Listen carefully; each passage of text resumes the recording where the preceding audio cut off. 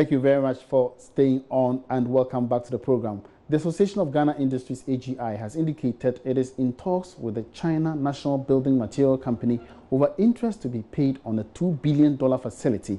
The funds are expected to help their members interested in undertaking projects under the One District, One Factory initiative. Now, even though the association is silent on the expected interest to be paid, it is believed that it could be more than 5%. President of the association, Dr. Yao Edujenfi, tells Joy Business they are pushing hard for a rate reduction. The MOU, the final agreement will be signed once we agree on the interest, and that will be done a month or two. It should be done. So definitely, of course, once all of us agree the methodologies and the things that has to be done to get this done, I think we arrive at a better conclusion, and it will be done very soon. How much interest have you? What's the percentage of interest have you agreed on? We haven't agreed yet. Okay, so I'm fine to say that's what has been dragging. That is what is dragging, and once we arrive at it, we'll be able to move forward. How soon are you likely to?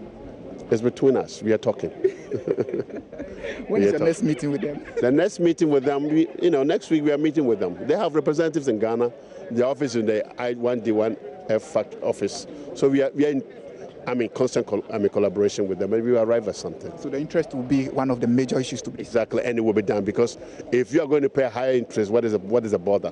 They must well stick with our own local banks. But we need a reasonable, with a long tenor, so that people can work and pay. It is not free money, it's a loan, and therefore we should be comfortable with what we are doing. Now, the president of the Ghana Chamber of Mines, Kwame Adokufo, is pledging to partner small-scale miners to improve their operations to ensure sustainable mining. Small-scale mining, which forms 34% of Ghana's mining sector, is currently under a ban by government to enable it to regularize activities in the sector. Kwame Adokufo says the Chamber of Mines is committed to supporting improved mining standards. He was speaking at the launch of the Chamber's 90th anniversary celebration. The gentleman's agreement that this was a 90th anniversary discussion. Look, on the Goldfields issue is currently in court, and I'll prefer to defer comment on that. I believe the respective parties are working hard to reach a sustainable resolution which will be in the interest of everybody. So I'll prefer to defer on that till the court adjudicates the matter. Yeah. I was talking about the small-scale mining. The small-scale, again, I said the small-scale sector is 34% of Ghana's production, or represents 34%. We are the remainder. Now, our position as a chamber is that the future of mining is responsible mining, it's sustainable mining. So if the government is putting steps in place to ensure that happens, then we must support them to do that. I believe once the ban is lifted, we will have a much stronger and more vibrant small-scale sector, and we as a chamber are committed to partnering them to improve the standards of mining. In fact, we are discussing various collaborations which we can put in place to support them with their safety and environmental capacity building, and we will be supporting them once the ban is lifted on improving the way they mine, the technology and the safety aspects. Okay. The Tourism Ministry says it is engaging both local and foreign investors to boost the production, marketing and local consumption of cocoa in the country. Now, Ghana's cocoa industry had maintained its position as the best quality cocoa in the world, but the low consumption rate among the country, or within the country, has continued to remain an issue. Speaking at a press encounter, the sector minister says government is deepening talks with potential investors. One of the most pivotal and exciting projects underway for our ministry is the establishment of a cocoa museum. Ghana and Ivory Coast are the two leading producers of cocoa in the world. A world-class cocoa museum is in the offing to be set up at Mampon, Ekwapim in the eastern region. It is to be a public-private sector initiative primarily to encourage local consumption of cocoa. Besides the Tetekwashi farm, which we will replicate, it will bring to life a typical Ghanaian cocoa farm. It will also take tourists through the processing of cocoa into a variety of products, including the powders, creams, beverages, and wines, and an exhibition center that will showcase the history, the tools, and the background of cocoa farming in Ghana, and a boutique for the retail of made in Ghana cocoa-based products and other souvenirs. But most importantly, it is to honor the memory of Tetekwashi. The drawings and feasibility reports are ready. We have copies here, and we are proud to announce that we are in talks with Cocoa Board, CPC, and specific private partners in the cocoa sector who have all pledged their support.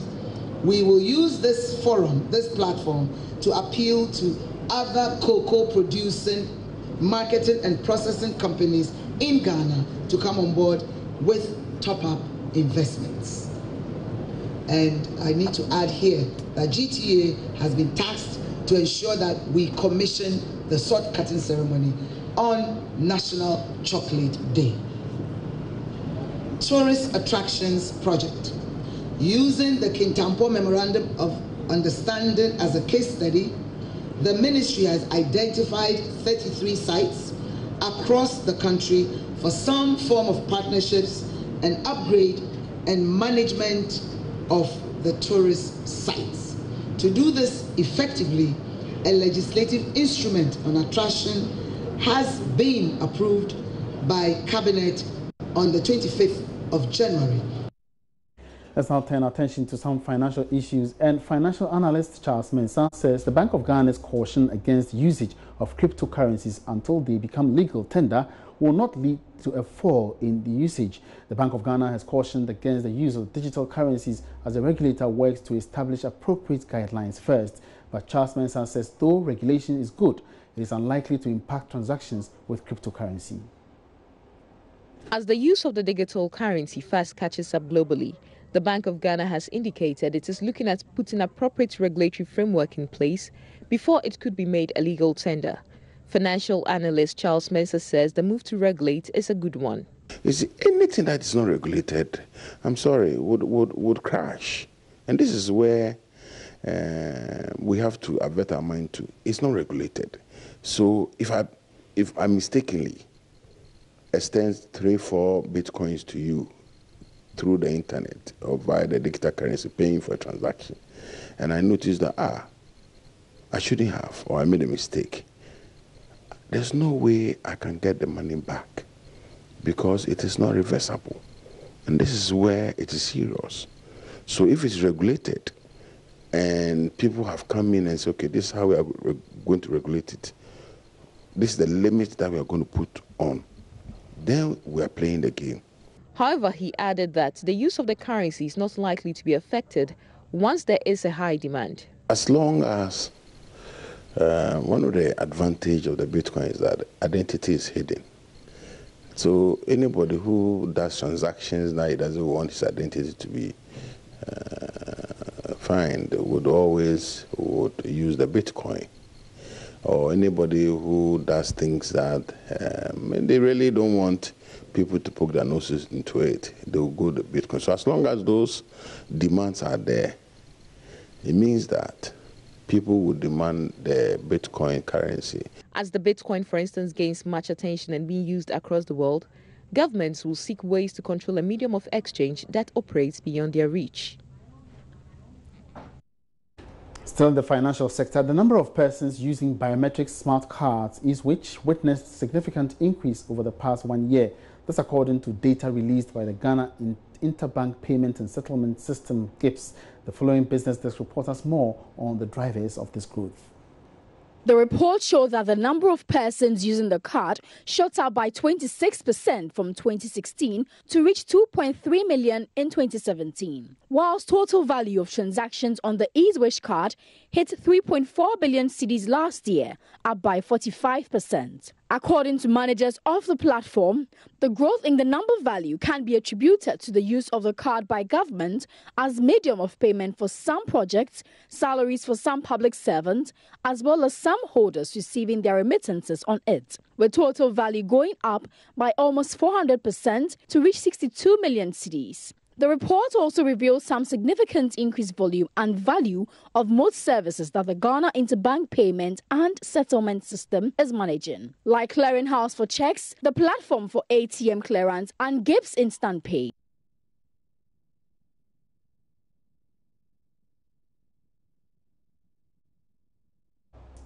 All right, now let's turn our attention to the downstream petroleum sector, and the Institute of Energy Security, IES, is reiterating its call on the Ministry of Energy and the government to pay special attention to the country's only refinery, the Tema Oil Refinery, by addressing its leadership crisis. According to the IES, TOR's Crude Distillation Unit, CDU, which was started on the 2nd of January 2018 after a delayed turnaround maintenance for 9 months, had to undergo a forced shutdown again on the 18th of January as a result of non-compliance to procedures and practices. Now we're trying to link up with the principal researcher of the Institute of Energy Security, Richmond Roxon, which came out with a recent statement for some further clarification as to what exactly caused this shutdown and what impact it will have currently on the industry and the economy as a whole. Now, before we get him, let's move on. And selected local printing companies to print textbooks for the country's educational sector have met quality delivery targets as scheduled. That's according to the president of the Ghana Printers and Paper Converters Association, James Appiah-Beku, at a dinner to honor a distinguished printing industry player, William Esilifi Texton, who has served in various capacities for the past 50 years. The Ministry of Education was charged to print all textbooks locally in a bid to cut down costs of textbooks and to create more jobs for the industry. James Appiah-Beku says the local printing industry is now poised for a massive takeoff in the current industrialization agenda of government. The Ministry of Education, acting in accordance with the erstwhile Mahama government's directive to print all textbooks locally, selected 8 printing companies with the capacity to print the volumes of textbooks required for the educational sector. Subsequently, the current government also granted some tax waivers on imported raw materials, also to help mitigate the cost of printing. The Ghana Printers and Paper Converters Association says the interventions have largely favored local printers. In an interview with Joy Business during a dinner to appreciate the remarkable service of an industry player, James Appiah-Beku, the president of the Printers Association, did not mince words meeting their delivery targets. He's, however, calling for the policy to become an act. We met the targets. We produced under a lot of financial constraints. We have met them. All our people did creditably well. They did perform creditably. The quality had no questions. In fact, a number of the books we printed or produced were of higher quality than the ones we import. We used higher quality paper in our production, and because of the quality of our paper, the output of our color work and the clarity and the opacity of the paper and everything contributed towards getting a better output than what we have seen so far from the imported rare. Right now, what we need is for us to be able to turn the policy into an act, because governments come, governments go. Commitment by the leadership may not be the same as a written commitment in the form of an act. And when that is done, then even the tax administration cannot change the letter of what happens, because the difference between textbooks and exercise books must be properly sorted out. And with all those things, I believe that it's a matter of making sure that policy becomes either strengthened or changed into an act of parliament. James Appiah-Beku says local printers are positioning themselves to take advantage of opportunities under the One District, One Factory program. The industry is poised to, every one of us is ready for a takeoff, because there is a belief that Ghana is entering the manufacturing age and taking up the challenge of doing local production.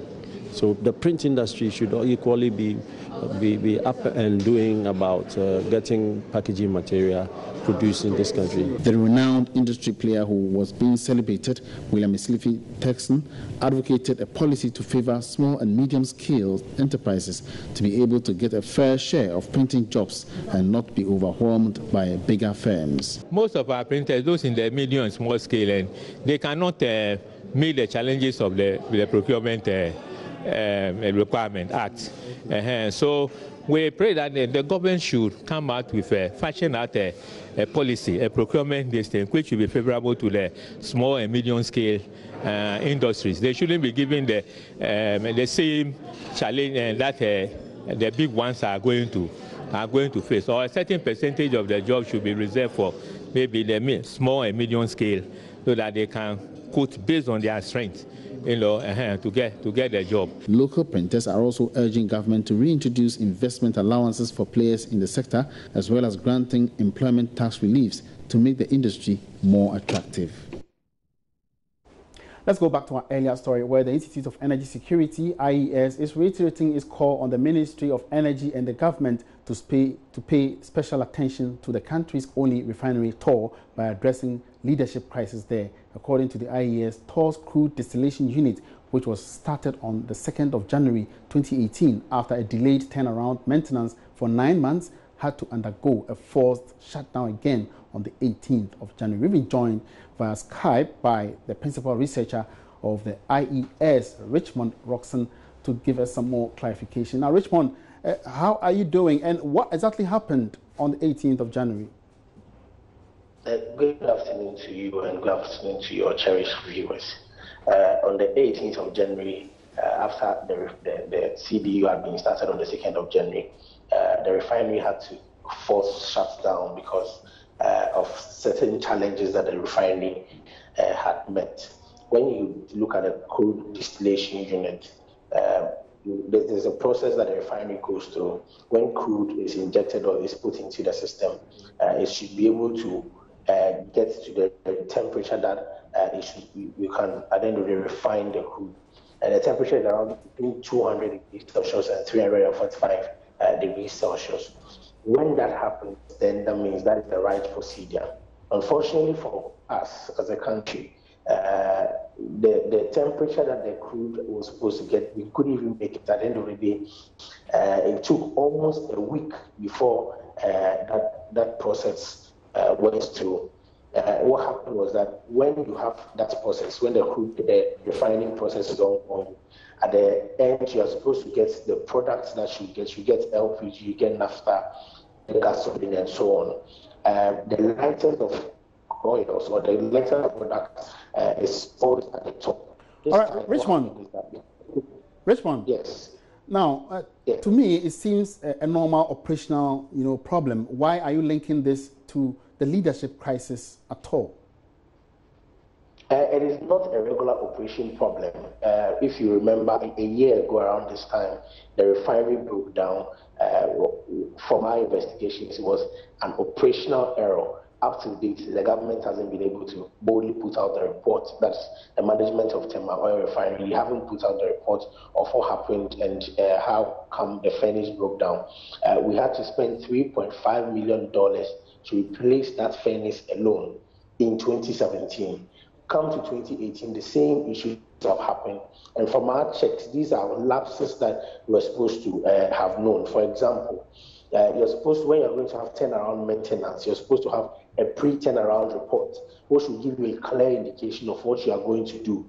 After the maintenance has been done, there should be a post-maintenance report, which clearly will stipulate the work that you've done. You have to test the integrity of the work that you've done to ascertain whether the part has been installed properly and whether or not you can start the CDU. That wasn't done. All right. And these are operational lapses that over the years has been causing the refinery, and we are calling on the Ministry of Energy to pay particular attention to it, because to start the CDU, you need about $100,000 to start. You need electricity, you need fuel oil, and even to shut it down, you still need money to do that. And all right. Over the period, there's going to be we don't have much time. We'll certainly, come to you in our subsequent bulletins because it's getting more interesting here. Thank you very much, Richmond Roxon. He is the principal researcher of the Institute of Energy Security, and he's alleging that the forced shutdown of one of the units of the Tema Oil Refinery's plant